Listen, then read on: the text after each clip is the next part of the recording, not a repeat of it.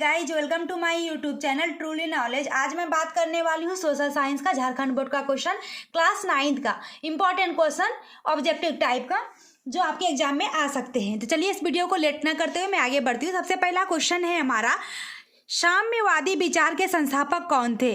साम्यवादी विचार के संस्थापक दे दे ये कार्ल मार्क्स थे। कौन थे? Karl Marx. चलिए अगला क्वेश्चन है, मई 1945 में किस देश ने मित्र राष्ट्र के सामने समर्पण कर दिया था? मई में जो किया था मित्र राष्ट्र के सामने समर्पण किया था, कौन सा देश किया था? फ्रांस ने किया था। कौन सा किया था? फ्रांस ने। चलिए आगे बात करते हैं, हिटलर का तो नाम आपने सुना ही होगा। हिटलर अपने राज्य के नागरिकों में से किसे सबसे महत्वपूर्ण नागरिक मानता था? हिटलर जो था ना सबसे पहले अपनी माँ को मानता था, तो माँ हो जाएगा आंसर। अगला क्वेश्चन है, ड्यूमा किस देश की संसद का नाम है? ड्यूमा जो है ये रूस की संसद का नाम है, तो रूस पे टिक लग जाएगा। अगला क्वेश्चन है, दक्षिण पूर्व एशिया में झूम या घुमंतू खेती के किस नाम से जाना जाता है? याद रखिए, झूम खेतू या घुमंतू खेतू इसको हम लोग मिल्पा के नाम से जानते हैं। कहीं पे भी दक्षिण पूर्व रहे ये जगह कहीं और का नाम दे दे आपको, उससे आपको कोई मतलब नहीं है। मतलब झूम खेती या घुमंतू खेती को घूमने वाला झूम खेतू कहा जाता है। मिल्पा क्या नाम दिया गया है? मिल्पा पा। चलिए आगे बात करते हैं क्वेश्चन नंबर 6 के लिए। तो अगला क्वेश्चन है हमारा, हिमाचल प्रदेश के चरवाहे समुदायों को किस नाम से जाना जाता है? हिमाचल प्रदेश के चरवाहे समुदायों को हम लोग गद्दी के नाम से जानते हैं, तो गद्दी पे आंसर हो जाएगा। चलिए अगला क्वेश्चन है, सांबरू नेशनल पार्क किस देश में है? सांबरू जो है केन्या में है। कहाँ है? केन्या में। आगे बात करते हैं, कृषि क्रांति सबसे पहले किस देश में हुई थी? इंग्लैंड में हुई थी। कृषि क्रांति कहाँ हुई थी? इंग्लैंड में हुई थी। लगभग मोस्टली चीज तो इंग्लैंड में ही हुई है। आगे बात करते हैं, आईसीसी का फुल फॉर्म होता है इंपीरियल क्रिकेट कॉन्फ्रेंस का मुख्यालय कहाँ है? तो आईसीसी का जो मुख्यालय है ये दुबई में है, तो दुबई में हो जाएगा आंसर। चलिए अगला क्वेश्चन है, झेलम, चेनाब, रावी, ब्यास और सतलुज किनके नाम है? ये सब नदी के नाम है। झेलम नदी, ब्यास, रावी, सतलुज ये सब किसका नाम है? तो नदी का, तो नदी हो जाएगा आंसर। अगला क्वेश्चन है, ज्यादा वर्षा वाले क्षेत्रों में कम वर्षा वाले क्षेत्रों की तुलना में किस प्रकार के वन पाए जाते हैं? तो ज्यादा जहाँ पे रहेगा, क्या बोल रहे हैं, कम वर्षा वाले क्षेत्रों की तुलना में, मतलब जहाँ ज्यादा बारिश होती है तो क्या होगा? ज्यादा पेड़ पौधे होंगे, और ज्यादा पेड़ पौधे होंगे तो क्या बोलेंगे? सघन वन। मतलब साथ साथ है तो उसको क्या बोलते हैं? सघन वन। और 12 नंबर का क्वेश्चन है, विश्व में जनसंख्या की दृष्टि से भारत का स्थान क्या है? दूसरा। जनसंख्या की दृष्टि से अगर बात किया जाए, भारत दूसरा स्थान पे आ गया। पहला स्थान पे चीन है, दूसरा स्थान पे भारत आ चुका है। चलिए अगला क्वेश्चन है हमारा 13 नंबर क्वेश्चन। 13 नंबर क्वेश्चन है हमारा, भारत सरकार ने किस वर्ष में परिवार नियोजन के लिए राष्ट्रीय कार्यक्रम शुरू किया था? परिवार नियोजन जो कार्यक्रम हुई थी 1952 ईस्वी में हुई थी, 1952 में हुई थी। अगला क्वेश्चन है, भारत का कौन सा राज्य 3 तरफ से बांग्लादेश से घिरा हुआ है? तो त्रिपुरा एक राज्य है भारत का जहाँ पे 3 तरफ से बांग्लादेश से घिरा हुआ है। मतलब इधर भी बांग्लादेश का कुछ है जगह, इधर से बांग्लादेश का है और इधर भी बांग्लादेश का है, सिर्फ एक ही बगल से हम लोग का भारत है। वो कौन सा राज्य है? तो हमारा त्रिपुरा है। चलिए त्रिपुरा की राजधानी कहाँ है? कमेंट करके बताइए। अगला क्वेश्चन है, संयुक्त राष्ट्र के सदस्य देशों की संख्या कितनी है? तो संयुक्त राष्ट्र के सदस्य की 192 है। कितनी है? 192। चलिए अगला क्वेश्चन है, भारत के संविधान के निर्माता कौन थे? डॉक्टर भीमराव अंबेडकर। हमारा संविधान जो हमारा हक दिलाया गया है, किसने लिखा था संविधान? तो डॉक्टर भीमराव अंबेडकर ने। किसने भाषा में लिखा था? तो 22 भाषा में, याद रखिए। अगला क्वेश्चन है, भारत में वयस्क मताधिकार की उम्र सीमा क्या? हम लोग वोट कब दे सकते हैं? 18 साल के बाद ही ना। वोटर आईडी कब बनती है?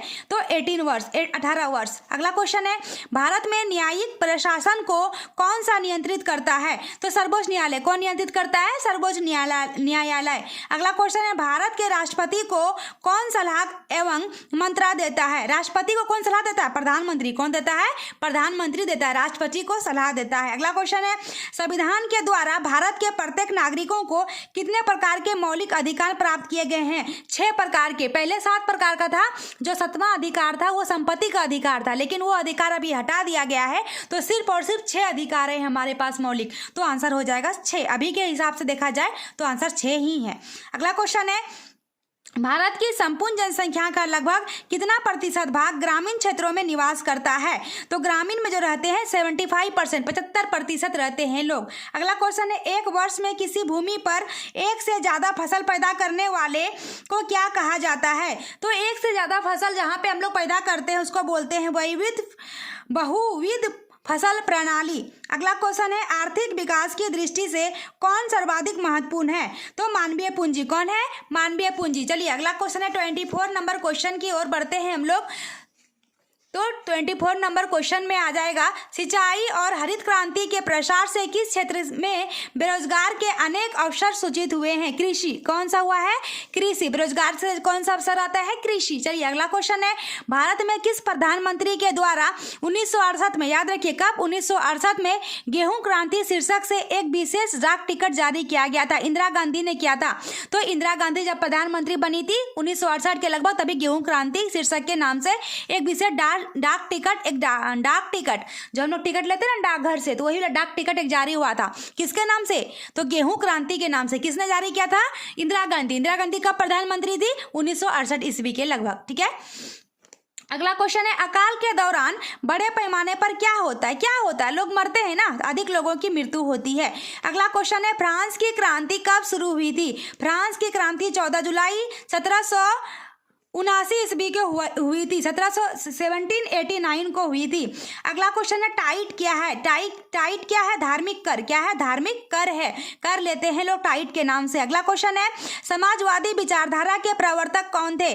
Karl Marx. कौन थे? Karl marks. अगला क्वेश्चन है, द्वितीय विश्व युद्ध कब से कब हुआ था?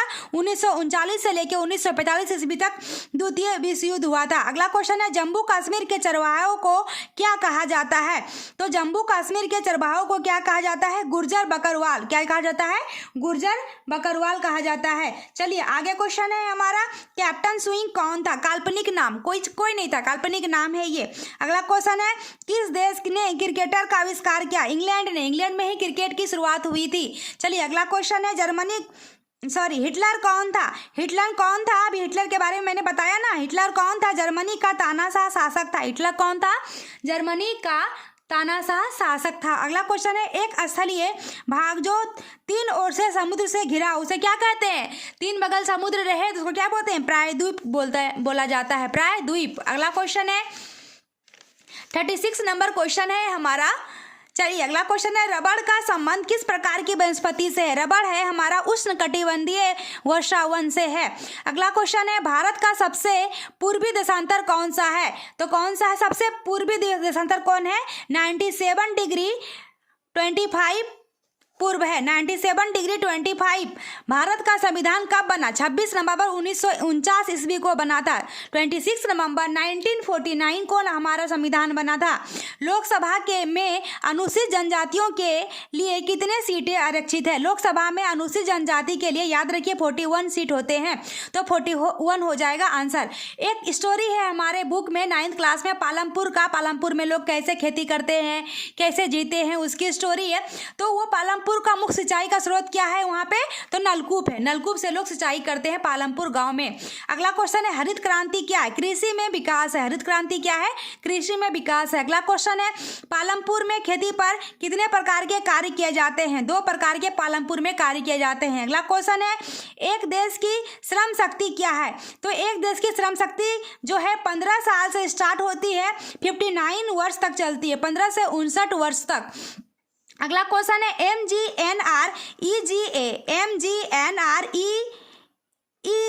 का पूर्ण रूप क्या है? तो इसका पूर्ण रूप होता है, फुल फॉर्म होता है, महात्मा गांधी राष्ट्रीय ग्रामीण रोजगार गारंटी अधिनियम 2005। ठीक है, अगला क्वेश्चन है, भारत के किस राज्य की न्यूनतम प्रति व्यक्ति आय है? तो बिहार। सबसे कम अभी कहाँ मिलता है पैसे? कहाँ पे दिक्कत आ रही है? हर प्रति व्यक्ति आय, मतलब हर एक व्यक्ति के पास पैसे किसके पास कम है? कौन से राज्य में? तो बिहार में, भारत में बिहार में है। अगला क्वेश्चन है, NEWP का पूर्ण रूप क्या है? फुल फॉर्म क्या होता है NEWP का? तो राष्ट्रीय कार्य के बदले भोजन योजना।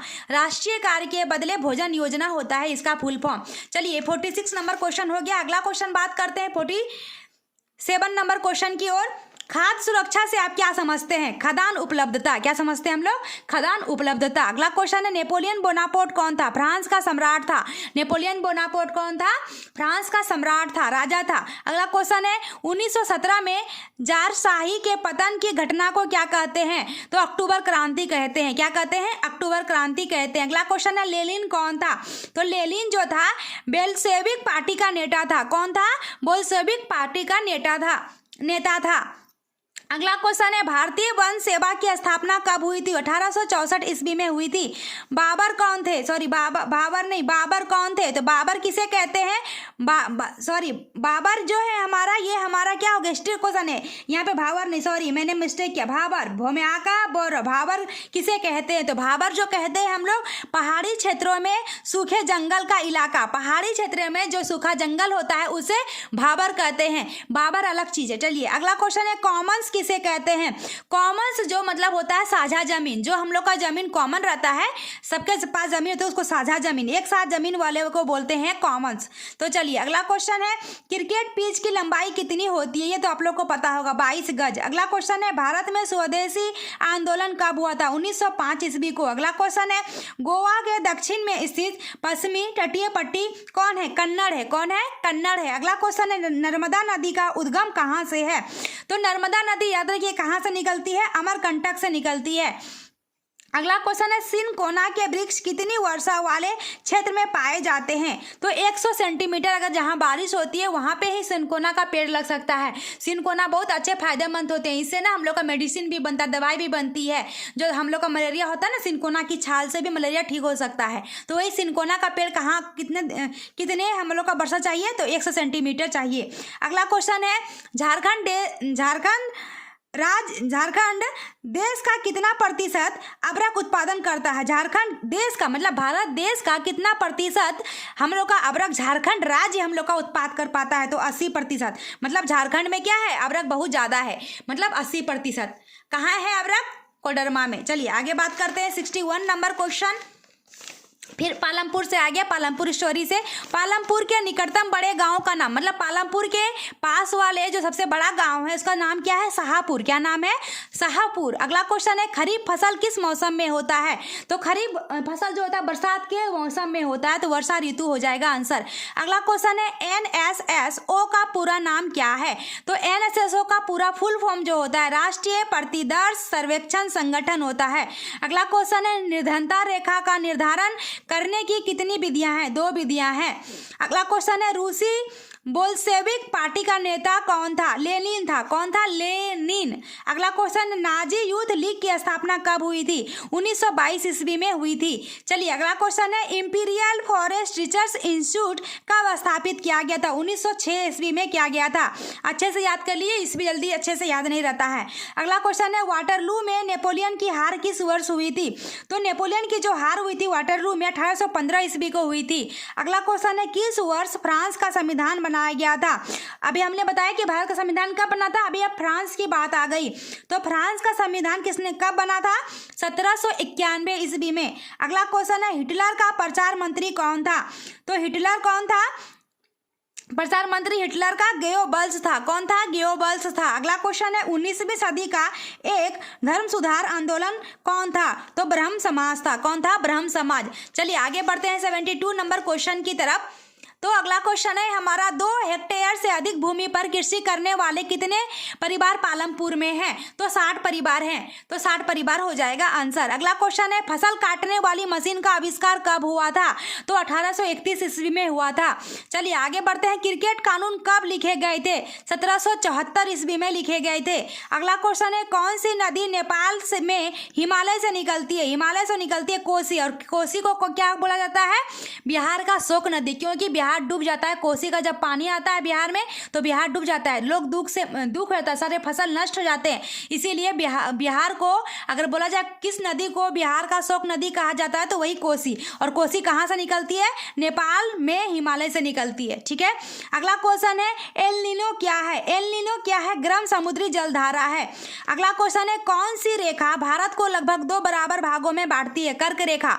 कर्क रेखा जो है भारत को 2 बराबर भागों में बांटती है। अगला क्वेश्चन है है पालमपुर में किसान वर्ष में कितनी फसल उगाते हैं? एक साल में 4 फसल उगाते हैं पालमपुर गांव में। अगला क्वेश्चन है गेहूं, चना, जौ आदि किस प्रकार की फसलें हैं? ये सब रबी फसल के उदाहरण है। अगला क्वेश्चन है सन 2000 में शिशु मृत्यु दर कितनी थी? मतलब कि जितना बच्चा जन्म लेता था तो जितना बच्चा मर जाता था 2000 ईस्वी में 75% था। कितना था? 75। चलिए अगला क्वेश्चन है बफर स्टॉक क्या है? तो बफर स्टॉक ये अनाज का भंडार है, जहां अनाज को जमा करके स्टॉक करके रखा जाता है उसी को बफर स्टॉक कहा जाता है।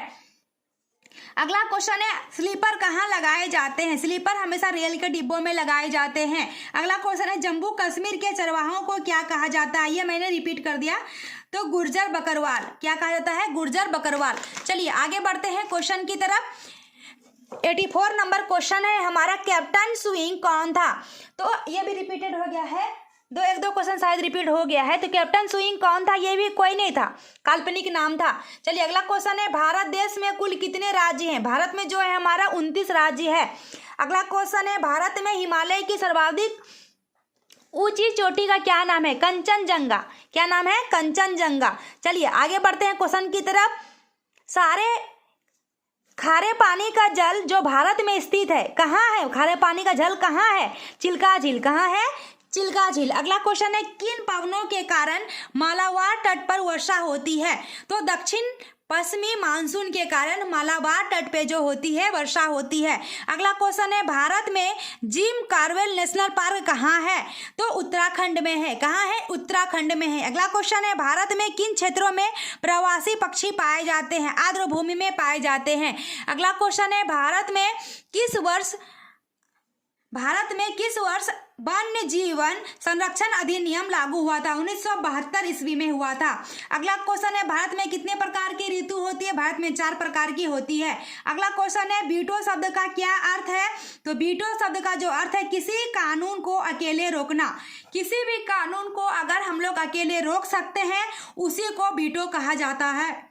अगला क्वेश्चन है लोकसभा में कुल कितने सदस्य होते हैं? तो लोकसभा में 545 सदस्य ही होते हैं, तो 545 हो जाएगा आंसर। और लास्ट क्वेश्चन है हमारा लू शब्द का क्या अर्थ है? तो लू शब्द का मतलब होता है, बोलते हैं ना गर्मी के मौसम में लू लग गया, मतलब गर्मी से तबीयत खराब हो जाती है, लू लगना बोलते हैं। तो लू शब्द का क्या अर्थ है? गर्म हवा। गर्म हवा के कारण तबीयत खराब होती है, उसको लू कहा जाता है, तो गर्म हवा बोलते हैं। आई होप आपको हमारा ये वीडियो अच्छा लगा हो लाइक सब्सक्राइब और शेयर जरूर करें। Thank you.